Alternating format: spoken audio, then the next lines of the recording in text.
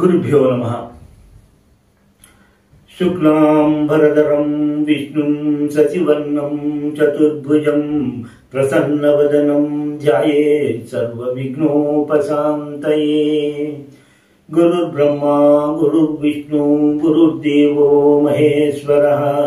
గురు సాక్షాత్ పరబ్రహ్మ తస్మై శ్రీ గురవే నమః. श्रुतिस्मृतिपुराणामालयं करुणालयां नमामि भगवत्पादं शङ्करं लोकशङ्करं. वागर्धाविव सम्पृक्तौ वागर्धप्रतिपत्तये जगतः पितरौ वन्दे पार्वती परमेश्वरौ. वन्दे पार्वती परमेश्वरौ. సౌందర్యలహరి శ్లోకాల విపుల భావాన్ని గ్రహించడానికి ఈ వీడియోను వీక్షిస్తున్న మీ అందరికీ నా నమస్కారములు తెలియజేసుకుంటున్నాను. అలాగే సౌందర్యలహరి శ్లోకాల గ్రంథకర్తలకు ప్రవచనకర్తలకు అందరికీ నా నమస్కారాలు తెలియజేసుకుంటున్నాను. మా గురువు గారైనటువంటి శ్రీ జ్ఞానేశ్వరాంబ గారి పాదములకు నమస్కరించి వారి ఆశీస్సులను అర్థిస్తూ సౌందర్యలహరి శ్లోకాలలోని 24వ శ్లోకం యొక్క విపుల భావాన్ని తెలియజేయడానికి అమ్మవారు నాకు ఇచ్చిన శక్తి మేరకు జ్ఞానము మేరకు నేను ఈరోజు ప్రయత్నం చేస్తాను. సౌందర్యలహరిలోని 24వ శ్లోకము ఈ విధంగా ఉంటుంది. జగత్సూతే దాతా జగత్సూతే దాతా హరిరవతి రుద్రః క్షపయతే తిరస్కృణ్వన్నేతత్ స్వమపి వపురీశస్థిరయతి సదా పూర్వం సర్వం తదిదా మనుగృహ్ణాతి చ శివా తవాజ్ఞామనంబ్యః స్తవాజ్ఞామనంబ్య క్షణచలితయో భ్రూలతికయోః.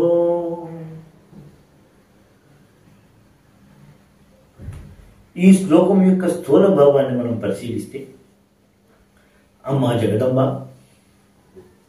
బ్రహ్మ సృష్టిని చేయుచున్నాడు, విష్ణుమూర్తి ఆ సృష్టిని పరిపాలిస్తున్నాడు, రుద్రుడు ఆ సృష్టిని లయము చేయుచున్నాడు. ఈ విధముగా సృష్టి స్థితి లయమును చేసినటువంటి ఆ లోకములను ఆ మూర్తులను అందరినీ మహేశ్వరుడు తనలోకి లయము చేసుకొనిచున్నాడు. ఆ తరువాత తన శరీరముతో సహా సదాశివుడు, తన శరీరముతో సహా మహేశ్వరుడు సదాశివునిలో అంతర్భూతముగా వించుచున్నాడు. తిరిగి సృష్టిని చేయాలని కోరిక కలిగినటువంటి సదాశివుడు క్షణకాలం తమ కనుబొమ్మలను కలిపి అనుజ్ఞనిచ్చిన తరువాత సృష్టిని కొనసాగించుతున్నాడు. ఈ విధముగా ఉన్నటువంటి ఈ శ్లోకం యొక్క స్థూల భావాన్ని గ్రహించిన తరువాత మనము ఈ శ్లోక భావానికి దగ్గరగా ఉండేటువంటి తెలుగు అనువాద పద్యాన్ని ఒకదాన్ని పరిశీలిద్దాము. లయమునరించి ముగ్గురు ములోకపు మూతులను తనందునన్ లయదుర శంకరుండు మరలా సుజింపతనంచి మీరు నిర్ణయము కొనంగ చూసే కనుబొమలు కదిలించి హేళముగా నువ్వే బయటను చేరు సమ్మతిని పొందగా పార్వతీ కాచుమమ్ములన్.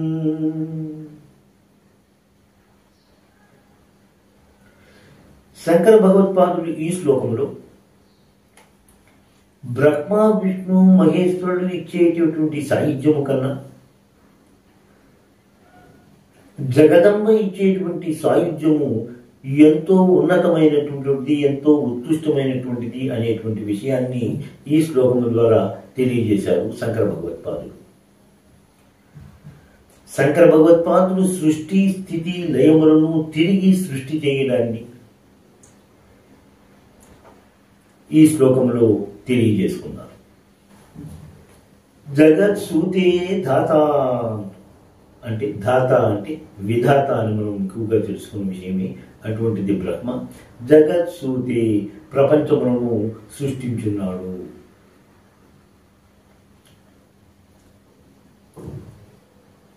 హరిరవతి హరిరవతి అన్నారు. అంటే హరిహి అవతి, విష్ణుమూర్తి ఆ బ్రహ్మచే సృష్టించబడినటువంటి లోకములను అతను పరిపాలన చేయుచున్నాడు, పాలించుచున్నాడు. అందుకే అతనికి స్థితికారుడుగా అనేటువంటి పేరైతే ఉన్నది ఆయనకి.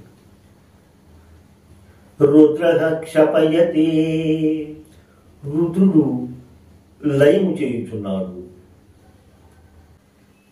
తిరస్కృణ్వన్నేతత్లో ఏతత్ ఈశ, ఈ రెండు పదాలను తీసుకుని ఏతత్ ఈశ అంటే త్రిమూర్తులు సృష్టించి స్థితి పరిపాలన పాలించి లయము చేసినటువంటి ఆలోకములను, ఆ ముగ్గురిని, ఆ త్రిమూర్తులను సహా తిరస్కృణ్వత్ అతను తనలో కలుపుకొనుచున్నాడు.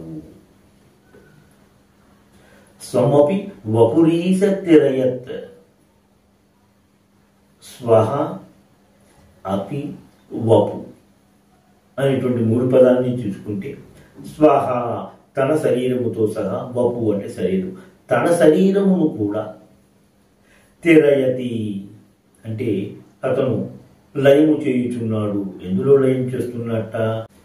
సదా పూర్వం సర్వం తదిదమహు మను గృహ్ణాతి చ శివ.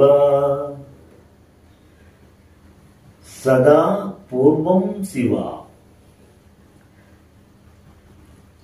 సదా అనేటువంటి పదము ముందుగా వచ్చేటువంటి శివుడు అంటే సదాశివుడు. సర్వం తదిద అన్నారు. సర్వం తత్ ఇదం, ముందుగా చెప్పబడినటువంటి మూడు లోకములను, చెప్పబడినటువంటి ఆ లోకాలను సర్వము కూడా తిరయతి అనుగ్రహించుచున్నాడు, స్వీకరించుచున్నాడు, తనలో లయము చేసుకొనిచున్నాడు అని అన్నారు.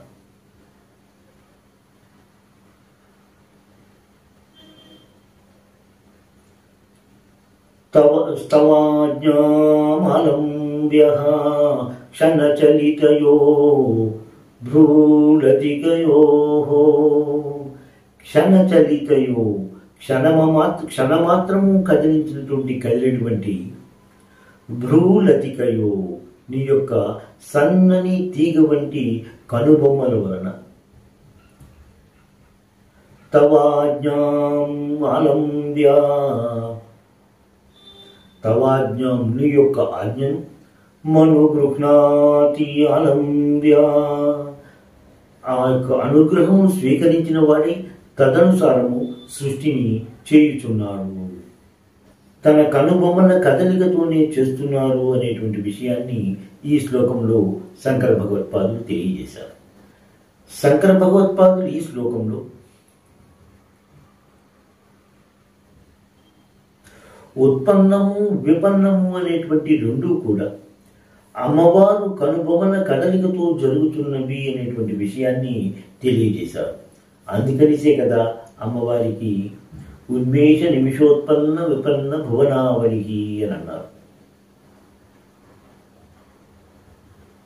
అమ్మవారి యొక్క కనుబొమ్మల కదలిక వలని సృష్టి ఉత్పన్నము విపన్నము అనేటువంటి జరుగుతున్నాయి అనే విధంగా ఆ లలితా సహస్రనామాలను, ఆ నామాలను చెప్పుకుంటున్నాము.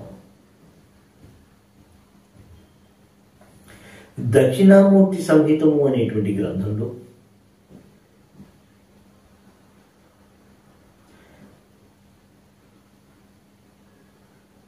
బ్రహ్మ విష్ణు మహాదేవ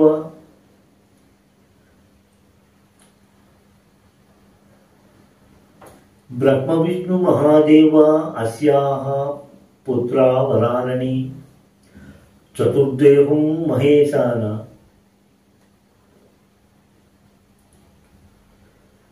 సుతస్తస్య మహేశ్వరః తస్యాః పరిబ్రహ్మరూపే స్వయం సాక్షాత్ సదాశివః అనే విధంగా దక్షిణామూర్తి సంహితం అనే గ్రంథంలో కనిపిస్తుంది. అంటే జగదంబకు బ్రహ్మ మొదటి పుత్రుడుగాను, విష్ణువు రెండవ పుత్రుడుగాను, రుద్రుడు మూడవ పుత్రుడుగాను, మహేశ్వరుడు నాలుగవ పుత్రుడుగాను ఉన్నారు అనేటువంటి విషయాన్ని దక్షిణామూర్తి సంహితంలో మనకు కనిపిస్తూ ఉంటుంది. ఈ శ్లోకం యొక్క మిగతా విపుల భావాన్ని నేను నా తరువాత వీడియోలో తెలియజేసుకుంటాను. శ్రీమాత్రే నమః. స్వస్తి. ఎంతో అధ్యయనం చేసి మీకు అందిస్తున్న ఈ వీడియోలను ఆదరిస్తారని భావిస్తున్నాము. మా ఈ ఛానల్ని సబ్స్క్రైబ్ చేసి ఈ వీడియోలని లైక్ చేయండి ప్లీజ్.